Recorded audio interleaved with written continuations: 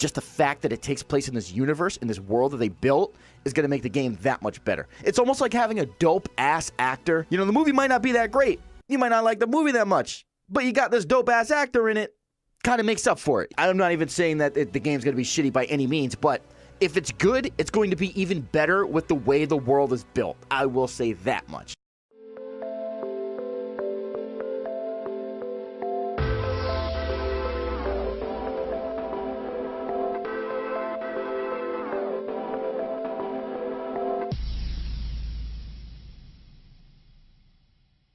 Alright, what's going on, guys? Here I am with another video, and today I'm going to be talking about Cyberpunk 2077. And I'm going to give you 4 reasons why I think this game's going to be fire. I'm probably going to pre-order it, I'm telling you that right now. Just by the gameplay that I looked at, all the shit that's come out for it so far. It was announced a long time ago with a dope-ass teaser. I don't know if you guys ever seen the teaser, but the teaser is fire. So here's 4 reasons why I think this game's going to be dope as fuck. 4th reason, the developers. These are the people that made The Witcher 3, CD Projekt Red. These guys, they know what they're doing. Now, here's the thing. I didn't really play The Witcher 3 that much. I didn't really like it that much. I played it maybe 5 hours into it, being generous. I just really couldn't get into the, I don't know, just the way the I don't know what it was, actually. It just didn't do it for me. End of the day, I just didn't really like the game. You know what I mean? There's nothing really wrong with the game. I just didn't really fuck with it. Plain and simple as that. But I did play it a little bit, and I don't really have anything bad to say about it. I don't have any good points. Nothing stuck out to me. I'm even struggling right now to think about things that I didn't like about it, you know? So nothing really came out and hit me like, oh, this is terrible. Talk shit about this. It was an all-around, it was a good game, and the developers stuck with this game for the long run. I mean, these are guys that made the DLC for the game free. They took their time with this stuff. You know, they got good writers for the story. They got great voice acting. It's not a lazy title. They really just made this a full game, The Witcher 3. And I mean, that's on many people's game of the year lists is The Witcher 3.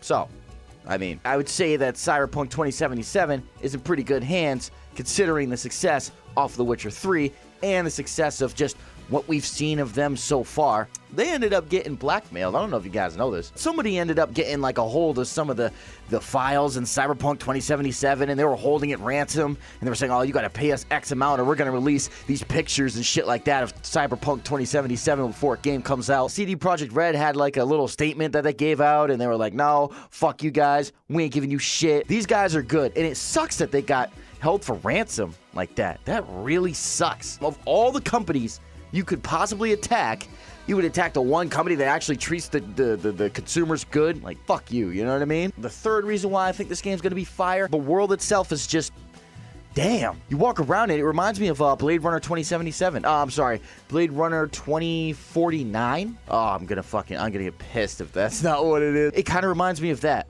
The Blade Runner series. Let's just say that. The Blade Runner series is what it reminds me of. It seems so alive. It really does. I mean, you're walking down the street, you got all these people, and the NPCs have things to do during certain times of the day, and there's buildings, and they said that the map is like, you can't just think of the map as just like one solid area. You have to think of the map as like up and down. Like, you can go inside of these towers, and there's things going on in these high-rises, and you can go beneath the surface. Like, it's quite a dynamic map in the way that things are laid out. And the technology, not only the way the technology looks, but the way the technology works. The way that some of the guns look. Like the way that they open up, or how you reload them, how you shoot them, how you even utilize them is just like, it seems innovative, it seems new, it seems like it fits into this world that they're trying to deliver, and it seems like it fits in perfect. It seems like it fits in perfect. These are the guys that nailed The Witcher 3. Nailed it. They're good at creating universes. I'd say, just to prove the point, just to knock the point right out of the fucking park, the world could be made by anybody. Even if the developers dropped the ball on it, even if you gave it to these guys, even if you gave the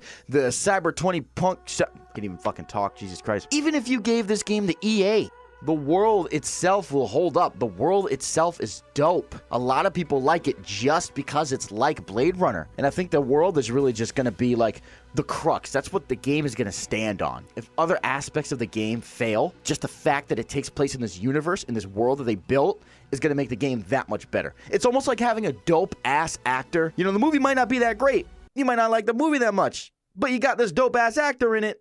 kind of makes up for it. I'm not even saying that the game's going to be shitty by any means, but if it's good, it's going to be even better with the way the world is built. I will say that much. If you have any doubts, if you think that I'm full of shit, I will drop a fucking... Actually, I'll probably be showing some of the gameplay of the world while I'm talking about it, just so you can get a better understanding of what it is that I'm talking about, because I'm telling you, this world, it's something else. Second reason why is because this game is a heavy RPG game. All right, this game has done RPG, or I'm sorry, this game will be created and done like a heavy RPG game. It's not going to be like Fallout 4. Now, I'm not even taking shots at Fallout 4. I'm just saying Fallout 4 got a lot of criticism for the way the RPG elements were. It was just, no. This seems like it's going to be heavily focused on that, like The Witcher 3. Your decisions are going to have effects in the world, and things are going to happen based off of what you do and what you decide not to do. The skill tree, I'm sure there's going to be a robust skill tree. I'm sure you're going to be able to,